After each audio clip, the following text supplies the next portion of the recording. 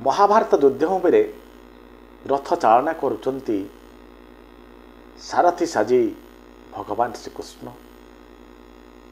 रथरे बसिचंती सर्वश्रेष्ठ धनुर्धर पार्थ युद्धभूमि जितेबाला रथ आगक आगक बढ़ी हठात प्रभु श्रीकृष्ण को कहते मो रथ को जयद्रथ आड़ को नहीं चलतु माधव।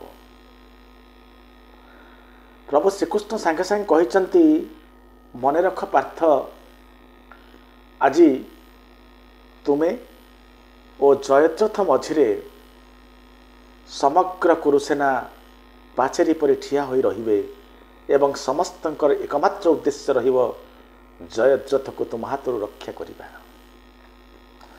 अर्जुन कहिले आज कौनसी भी पाचेरी मो हाथर जयद्रथ को रक्षा करिबारे समर्थ हेब नाही। भगवान कृष्ण कहिले मु तुमको बुझाइबा को चेष्टा करिछि ना पार्थ, केवल कर्म ही तुम हाथ में अच्छी, कर्मर फल कहारी हाथ में न थाए।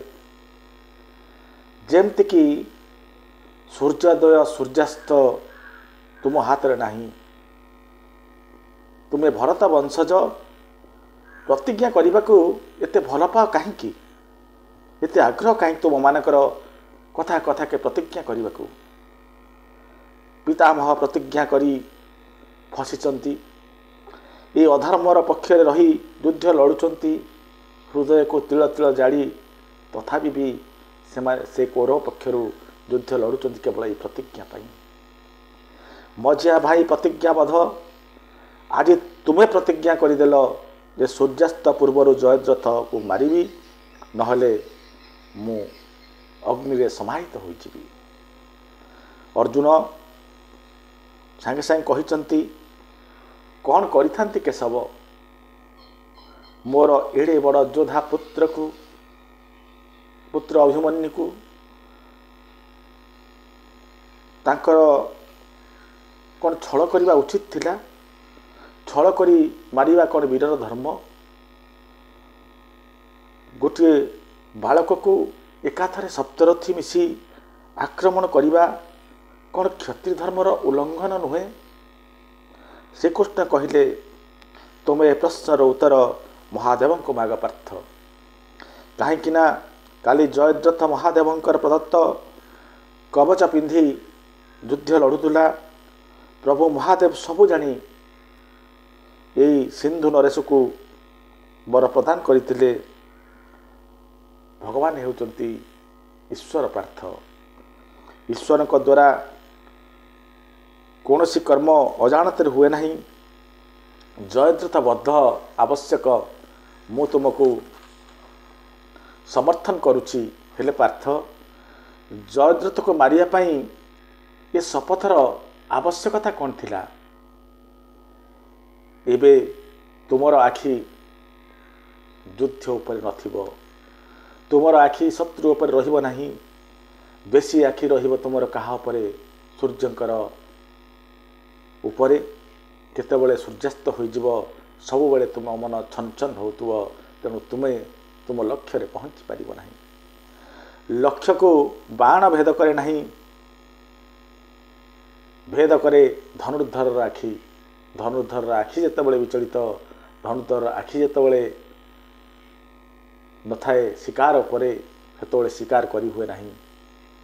तेणु तुमर आखि तो थिबो सूर्य को उपरे, तुम कि युद्ध करिवो।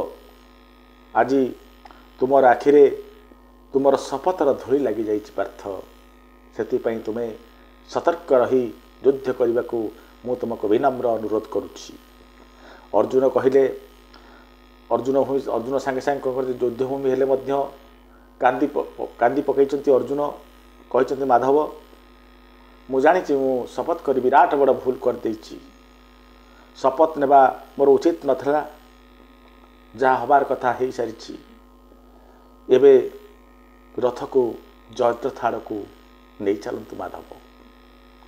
कृष्ण कहते तुमको नहीं जाऊँगी जयद्रथ पाखक, ମାତ୍ର ମନେ ରଖ, ଆଜି ଜୟଦ୍ରଥ ଗୁରୁ ଦ୍ରୋଣାଚାର୍ଯ୍ୟଙ୍କ ବିରଚିତ କମଳ ବ୍ୟୁହ ମଧ୍ୟରେ ସୁରକ୍ଷିତ ଅଛି, ଯାହା ଏ ସ୍ଥାନରୁ ପ୍ରାୟତଃ 12 କୋଶ ଦୂରରେ ଅବସ୍ଥିତ। ଏହାପରେ ଅର୍ଜୁନ କହିଛନ୍ତି, 1200 କୋଶ କ'ଣ, 12,000 କୋଶ ଦୂରରେ ଯେତେ ସୁରକ୍ଷା ବଳୟ ଭିତରେ ରହିଲେ ମଧ୍ୟ ଜୟଦ୍ରଥକୁ ଆଜି ମୁଁ କଦାପି ଛାଡ଼ିବି ନାହିଁ। ନିଶ୍ଚିତ ଭାବରେ ସୂର୍ଯ୍ୟାସ୍ତ ପୂର୍ବରୁ ତାକୁ ମାରି ମୋର ଶପଥ ରକ୍ଷା କରିବି ଏବଂ ମୋର ପ୍ରିୟ ପୁତ୍ର ଅଭିମନ୍ୟୁ ବଦ୍ଧର ଗଣିକି ପ୍ରତିଶୋଧ ନେବି ଜୟଦ୍ରଥଠୁ, ନଚେତ୍ ମୁଁ ଅଗ୍ନି ସମାଧି ଦେବି। ମୋତେ ଜୟଦ୍ରଥ ଆଡ଼କୁ ନେଇ ଚାଲନ୍ତୁ କେଶବ। ଯଦି ସମଗ୍ର କୌରବ ସେନା ଆଜି ଜୟଦ୍ରଥ ସୁରକ୍ଷାରେ ନିୟୋଜିତ, ତେବେ କେଶବ ମୋ ହାତରେ ଆଜି ସମୟ ନାହିଁ, କାରଣ ସେଠି ଅନେକ ଯୋଦ୍ଧାଙ୍କୁ ମୋତେ ସାମ୍ନା କରିବାକୁ ପଡ଼ିବ। ତେଣୁ ଶୀଘ୍ରାତିଶୀଘ୍ର ଆପଣ ଏ ରଥକୁ ଜୟଦ୍ରଥ ଆଡ଼କୁ ନେଇ ଚାଲନ୍ତୁ। ଶ୍ରୀକୃଷ୍ଣ କହିଲେ, ରଥ ଆଗକୁ ବଢ଼ାଉଛି ପାର୍ଥ, ତୁମେ ଗୋଟେ କାମ କର, ରଥ ପାଇଁ ମାର୍ଗ ପରିଷ୍କାର କର। ଏହା ଶୁଣି ସାଙ୍ଗେ ସାଙ୍ଗେ ଅଗ୍ନିବର୍ଷୀ ବାଣ ମାରି ଅର୍ଜୁନ କ'ଣ କଲେ, କୌରବ ସୈନ୍ୟମାନଙ୍କ ଖିନଭିନ କରିବା ଆରମ୍ଭ କଲେ।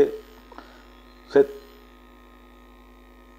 ସେନାଙ୍କ ମଧ୍ୟରେ ଯେମିତି ସେନାମାନେ ଖିନଭିନ ହୋଇଗଲେ, ଯେ ଯୁଆଡ଼େ ଭାଗିଗଲେ, ତାଙ୍କ ମଝିରେ ରଥ ଚାଳନା କରୁଛନ୍ତି ଭଗବାନ ଶ୍ରୀକୃଷ୍ଣ। ରଥ ଆଗକୁ ଆଗକୁ ଚାଲିଛି। ସୈନ୍ୟମାନଙ୍କର ଆର୍ତ୍ତ ଚିତ୍କାର ମଧ୍ୟରେ ରାସ୍ତା ପରିଷ୍କାର ହୋଇ ରଥ ଆଗକୁ ବଢ଼ିଲା। ଏହା ଦେଖି ଚିତ୍କାର କଲା ଦୁର୍ଯ୍ୟୋଧନ, ଗୁରୁଦେବ, ଆମର ସମସ୍ତ ସୁରକ୍ଷାକୁ ଭେଦି ଅର୍ଜୁନ ଅନାୟାସରେ ଆଗକୁ ମାଡ଼ି ଆସୁଛି। ସେ ଆମର ନିକଟବର୍ତ୍ତୀ ହେଉଛି। ଗୁରୁଦେବ, ତାକୁ ରୋକନ୍ତୁ, ନତୁବା ସୂର୍ଯ୍ୟାସ୍ତ ପୂର୍ବରୁ ସବୁ ସରିଯିବ। ଏହାପରେ ଗୁରୁ ଦ୍ରୋଣ ଶର ନିକ୍ଷେପ କରିଛନ୍ତି ଅର୍ଜୁନକୁ।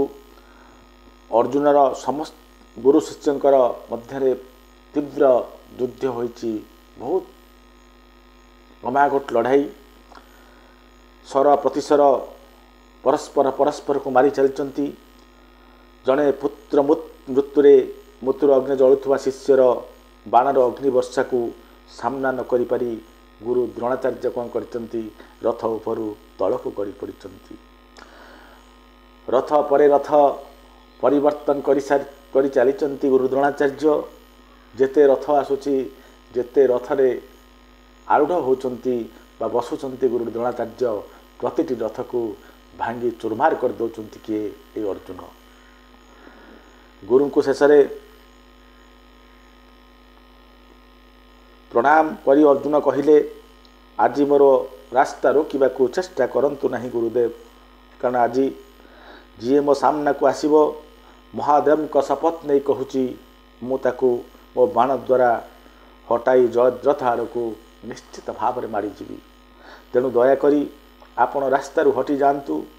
ବଜ୍ର କଣ୍ଠରେ ଗୁରୁ ଦ୍ରୋଣାଚାର୍ଯ୍ୟ କହିଛନ୍ତି, ଯେ ପର୍ଯ୍ୟନ୍ତ ରାସ୍ତାରେ ମୁଁ ଅଛି ହେ କୁନ୍ତିନନ୍ଦନ, ତୁମେ ସିନ୍ଧୁ ନରେଶ ପାଖରେ ପହଞ୍ଚି ପାରିବ ନାହିଁ। ସିନ୍ଧୁ ନରେଶ ପାଖକୁ ଯଦି ଯିବାକୁ ଚାହୁଁଛ, ତାହେଲେ ମୋତେ ତୁମକୁ ରାସ୍ତାରୁ ହଟାଇବାକୁ ପଡ଼ିବ, ନତୁବା ସିନ୍ଧୁ ନରେଶ ପାଖରେ ପହଞ୍ଚିବା ତୁମ ପାଇଁ ଅସମ୍ଭବ। ଏହାପରେ ଗୁରୁଙ୍କୁ ନମସ୍କାର କରି ପୁଣି ଗାଣ୍ଡୀବ ଧନୁ ହାତରେ ଧରି ଯୁଦ୍ଧ କରିଛନ୍ତି ଅର୍ଜୁନ। ଗୁରୁ ଦ୍ରୋଣାଚାର୍ଯ୍ୟଙ୍କ ସହ ଯୁଦ୍ଧ ଚାଲିଛି, କେହି କାହାକୁ ଛାଡ଼ୁନାହାନ୍ତି। ଗୁରୁ ଆଉ ଶିଷ୍ୟ ମଧ୍ୟରେ ଏ ଲଢ଼ାଇ ବହୁତ ସମୟ ଧରି ଚାଲିଛି। କେବଳ ଯୁଦ୍ଧ ଆଉ ଯୁଦ୍ଧ, ଫଳ କିଛି ନାହିଁ। ଏହାପରେ କୃଷ୍ଣ ସାଙ୍ଗେ ସାଙ୍ଗେ କହିଛନ୍ତି, ପାର୍ଥ, ୟାଙ୍କ ସହ ତୁମେ ଯଦି ଯୁଦ୍ଧରେ ମାତିବ, ତେବେ ସୂର୍ଯ୍ୟାସ୍ତ ହୋଇଯିବ ସିନା, ଫଳ କିଛି ହେବ ନାହିଁ। ତେଣୁ ଯେକୌଣସି ଉପାୟ ଅବଲମ୍ବନ କରି ଗୁରୁଙ୍କ ପାଖରୁ ଖସିବାକୁ ଚେଷ୍ଟା କର, ଯୁଦ୍ଧରେ ମାତ ନାହିଁ। କାରଣ ନା ସେ ତୁମକୁ ହରାଇ ପାରିବେ, ନା ତୁମେ ତାଙ୍କୁ ହରାଇ ପାରିବ। ଫଳାଫଳ କିଛି ହେବ ନାହିଁ, କେବଳ ଏମିତି ଯୁଦ୍ଧ ଚାଲିଥିବ। ଯେମିତି ଶ୍ରୀକୃଷ୍ଣ ଏ କଥା କହିଛନ୍ତି, ଅର୍ଜୁନ ସାଙ୍ଗେ ସାଙ୍ଗେ ଶ୍ରୀକୃଷ୍ଣ କହିଲେ ତାହେଲେ ପ୍ରଭୁ ଆପଣ ରଥର ମୁହଁକୁ ମୋଡ଼ି ଦିଅନ୍ତୁ ଅନ୍ୟ ଦିଗକୁ। ଏହାପରେ ମୋଡ଼ି ଦେଇଛନ୍ତି ରଥର ମୁହଁକୁ ଅନ୍ୟ ଦିଗକୁ। ଗୁରୁ ଦ୍ରୋଣାଚାର୍ଯ୍ୟ ଚିତ୍କାର କରି ଚାଲିଛନ୍ତି, ଶତ୍ରୁକୁ ନ ହରାଇ ବାଟ ଭାଙ୍ଗି ଚାଲି ଯାଉଛ ଅର୍ଜୁନ, ଏ ଶିକ୍ଷା କ'ଣ ମୁଁ ତୁମକୁ ଦେଇଥିଲି? ଅର୍ଜୁନ କହିଲେ ଆପଣ ମୋର ଶତ୍ରୁ ନୁହନ୍ତି, ଆପଣ ମୋର ହେଉଛନ୍ତି ଗୁରୁଦେବ, ଆପଣ ହେଉଛନ୍ତି ମୋର ଚିର ନମସ୍ୟ। ଅତଃ ଆପଣଙ୍କ ସହ ଯୁଦ୍ଧ କରି ମୋର ଲାଭ କ'ଣ? ମୁଁ ଜାଣିଛି ଗୁରୁଦେବ, ଯୁଦ୍ଧ ଭୂମିରେ କେବଳ ଆପଣ ହିଁ ଆପଣ ନିଜକୁ ହରାଇ ପାରିବେ। ଆପଣଙ୍କୁ ଯୁଦ୍ଧ ଭୂମିରେ ହରାଇଲା ଭଳି କୌଣସି ଯୋଦ୍ଧା ଏ ଭୂମଣ୍ଡଳରେ ନାହାନ୍ତି। ତେଣୁ ଆପଣ ମୋର ଲକ୍ଷ୍ୟ ନୁହେଁ, ଆପଣ ମୋର ନମସ୍ୟ। ଏହାପରେ ଅର୍ଜୁନ ଗୁରୁ ଦ୍ରୋଣାଚାର୍ଯ୍ୟଙ୍କୁ ନମସ୍କାର କରି ଅନ୍ୟ ମାର୍ଗରେ ଚାଲିଛନ୍ତି। ଦ୍ରୋଣାଚାର୍ଯ୍ୟ କେବଳ ଆଶ୍ଚର୍ଯ୍ୟ ହୋଇ ଶ୍ରୀକୃଷ୍ଣଙ୍କର ବୁଦ୍ଧିମତ୍ତାକୁ ସାବାସି ଦେଉଛନ୍ତି। କାରଣ ଗୁରୁଦେବ ଜାଣିପାରିଛନ୍ତି ଏ ପଟି କେବଳ କପଟି ଶ୍ରୀକୃଷ୍ଣ ହିଁ ପଢ଼ାଇଥିବେ। ଶ୍ରୀକୃଷ୍ଣ ଭଲ ରକମ ଜାଣିଛନ୍ତି ଏ ଯୁଦ୍ଧର ଫଳାଫଳ କିଛି ହେବ ନାହିଁ। ସେଇଥିପାଇଁ ବହୁତ ଚାଲାକି ସହିତ ନିଜ ଶିଷ୍ୟକୁ ମୋ ପାଖରୁ ନେଇ ଚାଲିଗଲେ। ଏହାପରେ ଜଣେ ପରେ ଜଣେ ବୀରଙ୍କୁ ଧରାଶାୟୀ କରି ଅର୍ଜୁନ ଆଗକୁ ବଢ଼ୁଛନ୍ତି। ସାମ୍ନାକୁ ଯିଏ ଆସିଲା ତା ଅବସ୍ଥା ଖରାପ, କେହି ସାମ୍ନା କରିପାରୁନାହାନ୍ତି। ଆଜି ଅର୍ଜୁନଙ୍କର କୃପାଚାର୍ଯ୍ୟଙ୍କ ସହ ଘମାଘୋଟ ଯୁଦ୍ଧ ହୋଇଛି। କୃପାଚାର୍ଯ୍ୟ ହାରିଛନ୍ତି, ଯିଏ ସାମ୍ନାକୁ ଆସିଲା ସିଏ ହାରିଲା। ଏଭଳି ଏକ ପରିସ୍ଥିତି ସୃଷ୍ଟି ହୋଇଛି। ସମସ୍ତଙ୍କୁ ମାତ ଦେଇ ଆଗକୁ ବଢ଼ିଛି ଶ୍ରୀକୃଷ୍ଣଙ୍କ ରଥ। ଶେଷରେ ସାମ୍ନା ହୋଇଛି କର୍ଣ୍ଣଙ୍କ ସହିତ। ଘମାଘୋଟ ଯୁଦ୍ଧ ଚାଲିଛି କର୍ଣ୍ଣଙ୍କ ସହ। କର୍ଣ୍ଣ ମଧ୍ୟ ଶେଷରେ ପରାସ୍ତ ହୋଇଛନ୍ତି ସେ ସମୟରେ, ଏବଂ କର୍ଣ୍ଣ ଯେତେବେଳେ ତଳେ ପଡ଼ିଯାଇଛନ୍ତି ପରାସ୍ତ ହୋଇ, ସମ୍ପୂର୍ଣ୍ଣ ପରାସ୍ତ ନୁହେଁ, ସେହି ଦିନର ଯୁଦ୍ଧରେ ପରାସ୍ତ ହୋଇ ଶେଷରେ ଦୁର୍ଯ୍ୟୋଧନଙ୍କ ସହ ଆମ୍ନା ସାମ୍ନା ହୋଇଛି। କାହାର? ଏ ଯେଉଁ ଅର୍ଜୁନଙ୍କର। ଯୁଦ୍ଧ ଭୂମିରେ ରକ୍ତାକ୍ତ ହୋଇଛନ୍ତି ଦୁର୍ଯ୍ୟୋଧନ। ଏହାପରେ ଦୁର୍ଯ୍ୟୋଧନ ଯାଇ ପ୍ରଶ୍ନ କରିଛନ୍ତି, ପହଞ୍ଚାଇଛନ୍ତି ଛାଡ଼ି ଦେଇକି ଗୁରୁ ଦ୍ରୋଣାଚାର୍ଯ୍ୟଙ୍କ ପାଖରେ। ପଚାରିଛନ୍ତି ଆପଣ ଅର୍ଜୁନକୁ ବଦ୍ଧ ନ କରି କିପରି ଛାଡ଼ିଦେଲେ? କେହି ତା'ର ସାମ୍ନା କରିପାରୁନାହାନ୍ତି। ଯିଏ ତା ସାମ୍ନାକୁ ଆସୁଛନ୍ତି ସିଏ ହାରୁଛନ୍ତି। ଫଳତଃ ଆଉ ଅଳ୍ପ ସମୟର ବ୍ୟବଧାନ ଭିତରେ ନିଶ୍ଚିତ ଭାବରେ ଅର୍ଜୁନ ପହଞ୍ଚିଯିବ ଯାଇ ଜୟଦ୍ରଥ ପାଖରେ। ଆପଣ ଆମର ସେନାପତି ହୋଇ କ'ଣ କରୁଛନ୍ତି ଏଠି? ଆପଣଙ୍କର ଉତ୍ତରଦାୟିତ୍ୱ ନୁହେଁ କି ଜୟଦ୍ରଥଙ୍କୁ ରକ୍ଷା କରିବା? ଏଭଳି ଯେତେବେଳେ ଧିକ୍କାର କରିଛନ୍ତି ଗୁରୁ ଦ୍ରୋଣାଚାର୍ଯ୍ୟଙ୍କୁ, ଗୁରୁ ଦ୍ରୋଣାଚାର୍ଯ୍ୟ ସାଙ୍ଗେ ସାଙ୍ଗେ କହିଛନ୍ତି ମୁଁ ତା ପଛରୁ ଅର୍ଜୁନଙ୍କ ପଛରୁ କ'ଣ ବାଣ ମାରି ପାରିଥାନ୍ତି? ସେ ତ ମୋ ସହିତ ଯୁଦ୍ଧ କଲେ ନାହିଁ, ବାଟ ମାଡ଼ି ଚାଲିଗଲେ, ବାଟ ଭାଙ୍ଗି ଚାଲିଗଲେ। ମୁଁ ପଛରେ ଅଛି, ଆଗରେ ଅଛନ୍ତି ଅର୍ଜୁନ। ମୁଁ କ'ଣ ପଛରୁ ବାଣ ମାରି ପୁଣି ଥରେ କଳଙ୍କିତ ଅଧ୍ୟାୟ ସୃଷ୍ଟି କରିଥାନ୍ତି? ସାଙ୍ଗେ ସାଙ୍ଗେ ଚିତ୍କାର କରିଛି ଦୁର୍ଯ୍ୟୋଧନ ଯେ ଆପଣଙ୍କର ଏ କ୍ଷତ୍ରିୟ ଧର୍ମ କେଉଁଠି ଥିଲା ଯେତେବେଳେ ଆମେ ସମସ୍ତେ ମିଶି ମାରୁଥିଲେ ଅଭିମନ୍ୟୁକୁ? ସେତେବେଳେ ତ କାହିଁ ଆପଣ ବିଚାର କଲେ ନାହିଁ ଯେ ସପ୍ତରଥୀ ମିଶି ମାରିବା ଏ ଯେଉଁ ଛୋଟ ବାଳକ ଅଭିମନ୍ୟୁକୁ କ୍ଷତ୍ରିୟ ଧର୍ମ ନୁହେଁ ବୋଲି? ସେତେବେଳେ କେମିତି ଭୁଲିଗଲେ ଏହା କ୍ଷତ୍ରିୟ ଧର୍ମ ନୁହେଁ ବୋଲି? ଆଜି କ୍ଷତ୍ରିୟ ଧର୍ମର କଥା ଆପଣ କହୁଛନ୍ତି। ଏ କଥା କହିଛି କିଏ? ଦୁର୍ଯ୍ୟୋଧନ। ଗୁରୁଦେବ ସାଙ୍ଗେ ସାଙ୍ଗେ କହିଛନ୍ତି ଯେ ମୁଁ ଅଙ୍ଗରାଜଙ୍କର, ସିନ୍ଧୁନନ୍ଦନଙ୍କର, ସିନ୍ଧୁ ନରେଶଙ୍କର ଅଙ୍ଗରକ୍ଷକ ନୁହଁ ଯେ ମୁଁ ତାଙ୍କର ରକ୍ଷାକର୍ତ୍ତା ସାଜିବି। ସେ ଦାୟିତ୍ୱ ମୋର ନୁହଁ। ମୁଁ ହେଉଛି ସେନାପତି। ମୁଁ ସେନାପତି ଭଳି କାର୍ଯ୍ୟକ୍ରମ କରିବି, କାହାର ଅଙ୍ଗରକ୍ଷୀ ହୋଇପାରିବି ନାହିଁ। ଗୁରୁଦେବ ଏହାପରେ ଦୁର୍ଯ୍ୟୋଧନ କହିଛନ୍ତି ଗୁରୁଦେବ ଏ ଆପଣଙ୍କର ଆଶ୍ରମ ନୁହେଁ, ଧର୍ମ ଉପରେ ସବୁ ଚାଲିବ। ଇଏ ଯୁଦ୍ଧଭୂମି, ଏଠି ସବୁ ଚାଲିବ। ଛଳ ହେଉଛି ଯୁଦ୍ଧର ଅନ୍ୟ ନାମ। ଯାଆନ୍ତୁ ଏବଂ ସିନ୍ଧୁ ନରେଶକୁ ରକ୍ଷା କରନ୍ତୁ। ସିନ୍ଧୁ ନରେଶ ତ କାଲି ନିଜ ରାଜ୍ୟକୁ ଚାଲିଯିବାକୁ ବାହାରିଥିଲେ, କିନ୍ତୁ ମୁଁ ତାଙ୍କୁ କଥା ଦେଇଥିଲି ଯେ ମୁଁ ଅର୍ଜୁନକୁ ତୁମ ପାଖରେ ପହଞ୍ଚାଇ ଦେବି ନାହିଁ। ଜଣେ ରାଜା ଯେତେବେଳେ କଥା ଦେଇଛି, ରାଜାର କଥା ରଖିବା ଜଣେ ସେନାପତିର କର୍ତ୍ତବ୍ୟ। ଗୁରୁଦେବ गुरु द्रोणाचार्य कहते मोर एठारु जीवा उचित हेब नाही, मु सिंधु नरेशंक अंगरक्षक नुहे, मु तुम सेनार प्रधान सेनापति, मते तुम पई आजिर युद्धरे युधिष्ठिर को बंदी बनाइबा को पड़िबो। जयद्रथ रक्षा पाई तुमे जाओ, मु एइठारे युधिष्ठिर को अपेक्षा करुछि।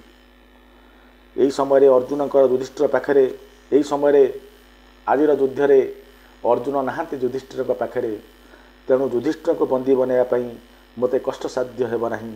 आजिर ए सुजोग को मु हाथ छड़ा करी जयद्रथ को रक्षा पाई जाई परिबि नाही। मु एइठारे रही प्रतीक्षा करिवि युधिष्ठिर। युधिष्ठिर आसिला क्षणी मु निश्चित भाव में बंदी बनाइबी। एटा हूँ मोर प्रथम कर्तव्य एवं से कर्तव्य मुझे केबे विच्युत हवा नहीं। अर्जुन आग को बढ़ुंट, हेले ठीक यही समय अर्जुन रथ रहीगला, आग को बढ़ी पारा ना। कृष्ण को सांगे सांगे अर्जुन प्रश्न कर माधव, समय आम हाथ में कम, रथ आग को बढ़ू ना कौन पाई? श्रीकृष्ण सांगे सांगे तलू को ओह्लाई कहते तुम रथर घोड़ा माने थकी पड़ी, थकी जाइथिबा घोड़ा केबे भी विजयश्री तुमको विजय मुकुट तुमको पिंधाई पारिबे नहीं। तेणु प्रथमे एमानकु आगे साष्टांग करने को पड़ो। एथिपाई किछि खाद्य पानीर व्यवस्था कर देइचंती, पाखर थिला खुआई देइचंती काहाकू ए घोड़ा मानकू। श्रीकृष्ण निजे या परे अर्जुन मध्य तलू ओह्लाई आछंती। या पई एवं घोड़ा मानु किछि खाद्य तल दौचंती। अर्जुन कहउचंती केशव सूर्यास्त आउ बेसी समय नहीं, सूर्यास्त आउ अल्प समय। अर्जुन कृष्ण तले अछंती। ठीक यही समय आसी पहुँची जाइछि दुर्योधन सांगे सांग धनुरे सर चढ़ाई सारी सर निक्षेप करने को उद्यत होई कहूँ सावधान अर्जुन। यही समय कृष्ण कहते दुर्योधन आमर युद्ध पाई जो नियम प्रणोदित होइतिला से युद्ध से नियम अनुसार युद्ध रथ उपर थिबा कोनोसी व्यक्ति तले थिबा कोनोसी रथर तले थिबा कोनोसी सैनिक को बा कोनोसी योद्धा को सर मारी परिबो नाही। से शिष्टता कोन तुमे आज उल्लंघन करने को जाउछ? दुर्योधन गर्जन करी कहिला ये नियम पितामह भीष्म बनाइथिले, मात्र मो नियम कहे शत्रु जोठारे जो समय जेपरी मिलू ताकू सेठारे सही समय सही परिस्थिति ही बद्ध करवा उचित। यहाँ पर किछि शुणी दुर्योधन सर निक्षेप करिछि कहा उपरकू अर्जुन को ऊपर को। जहा हो अर्जुन खूब सतर्कतार सहित निजको बचाई यही सररू एवं सांगे सांगे गांडीव को भिड़ी आनिचंती रथ उपरू एवं प्रत्युत्तर देइचंती दुर्योधनर अमनिष पणियार युद्धरे क्षताक्त होई पड़ी रही दुर्योधन। कृष्ण एवं रथरे चढ़ी अर्जुन को नहीं पुणी आग को बढ़ी। यहाँ पर कृष्ण बुझाई बाटरे तले जाउचंती भगवान कृष्ण गुरु मंत्र देइचंती अर्जुन को जे अर्जुन मन रख जयद्रथर कटामुंड जेमती तले न पड़े से तुम्हें ध्यान देइथिबो। कारण ता पितांकर वरदान थिला जयद्रथ को जे जी जयद्रथ को शिर को काटिबो एवं से शिर को यदि भूमि रे पकाई देबो स्वयं तार मुंडरे एक विराट विस्फोटक विस्फोरण हेबो एवं जे मारिथिला व्यक्ति ता मुंड टुकड़ा टुकड़ा हो जिवो, खंड खंड हो जिवो। एणु ए कथा को ध्यान देव। एमिति बाण मारिबो जेमती जयद्रथर मुंड पृथ्वी पृष्ठ पड़ो ना, सीधा जाई ता पितांकर कोଳରେ पड़ो, ताहले जाई जयद्रथ को तुमे मारी परिबो। यह हेउची जयद्रथर मुक्तिर मार्ग। समस्त व्यूह बताई देइचंती के भगवान श्रीकृष्ण। यहाँ पर उभय श्रीकृष्ण और अर्जुन मिसी शंखवादन करी निजर उपस्थित जाहिर करिचंती। उभय ये शब्द शुणी विचलित जयद्रथ समस्ते अच्छी सबु रथी महारथी अच्छा गहन अच्छी जयद्रथ। किंतु जितेबाला शंखनाद होती विचलित हो जाए किए जयद्रथ एते बाटरू एते सेना को आड़े आड़े आसी पाखे पहुँची गलानी अर्जुन मते मारे केते बाट मने मने भावी जयद्रथ निजर आसन्न मृत्यु को देखी भयभीत भय कंपा को आरंभ करिछि। दुर्योधन उपरू आशा तुटी जाइछि आज दुर्योधन उपरू जे दुर्योधन किभली भाव में आपको एते बाट पर्यंत छाड़िले आसी मो पाखापाखि हो गलानी अर्जुन सूर्यास्त को समस्त को अपेक्षा पुणी आसी पहुँचती दुर्योधन सेठू जो थिले पुणी आसी पहुँच जाइछन दुर्योधन दुशासन को पठाई जे जेमिति हो सूर्यास्त पर्यंत सिंधु नरेश रक्षा कर एवं दुशासन गले रक्षा करने रक्षा कवच साजिया कहार ये सिंधु नरेश जयद्रथंकर ये ठिया है युद्धभूमि में शीघ्र सूर्यास्त हो जाए भगवान को प्रार्थना कर चलिए किए दुर्योधन।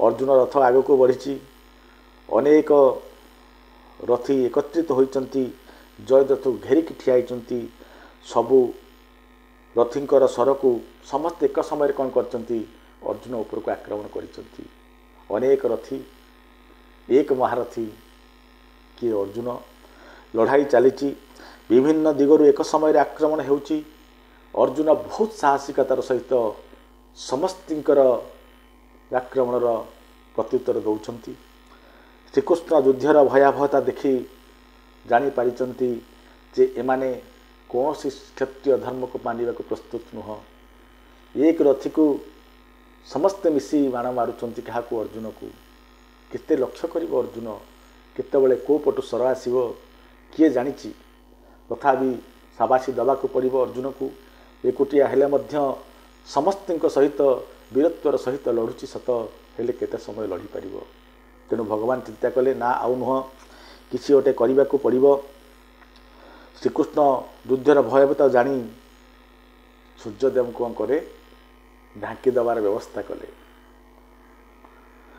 ढांकी देले कौन कले जब सूर्य को ढांकी देले भगवान श्रीकृष्ण सांगे सांगे चारिड़े अंधार हो गला कह जाए सुदर्शन चक्र ढांकी देले बोली एवं जो अंधार हो गला समस्त को लगी सूर्यास्त हो गला बोली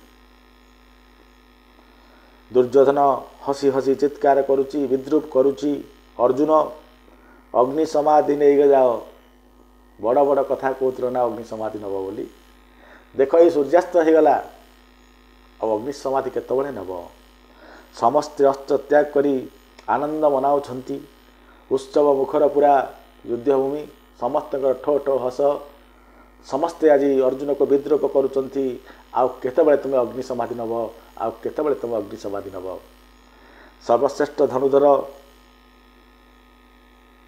या पर सांगे सांगे कृपा आसी पचार कर्ण हे निजको सर्वश्रेष्ठ धनुर्धर कहूबा अर्जुन शपथ तो नहीं गलु शपथ तो फेल मारला सूर्यास्त हो गला मले नहीं जयद्रथ आउ अग्नि समाधि केतबले जितेबाला प्रश्न पचार रथ उपरे बसी अर्जुन हठात दुखरे भांगी पड़ती ठीक यही सब जो भगवान देखी जे अर्जुन हताश हो गले अर्जुन मनरे पूरा दुख सीधा जीवे अग्नि समाधि व्यवस्था करेंगे भगवान देखते आ समय हाथ में नहीं सांगे सांगे कौन करती सूर्य देवता को जो घोड़े रखी आढ़ुआ करते काढ़ी देइचंती जेमती काढ़ी देइचंती सांगे सांगे सूर्य देखा देइचंती आकाश रे सिंधु नरेश कौन करचंती जो जयद्रथ आनंद रे गदगद होइचंती समस्ते अस्त्र त्याग करी आनंदित यही समय हठात निजे निजे सिंधु नरेश पाइचंती जे मोर ठीक सामने अर्जुन ठिया होइछि जब देखी आ व्यवधान कम बाट अच्छी सामने अर्जुन सूर्योदय अच्छी सूर्योदय सूर्यास्त ही नहीं सांगे सांगे प्रभु कृष्ण कहते अर्जुन को अर्जुन हे पार्थ सूर्यास्त होइनी ये हेले सूर्य ये सामने अच्छा जयद्रथ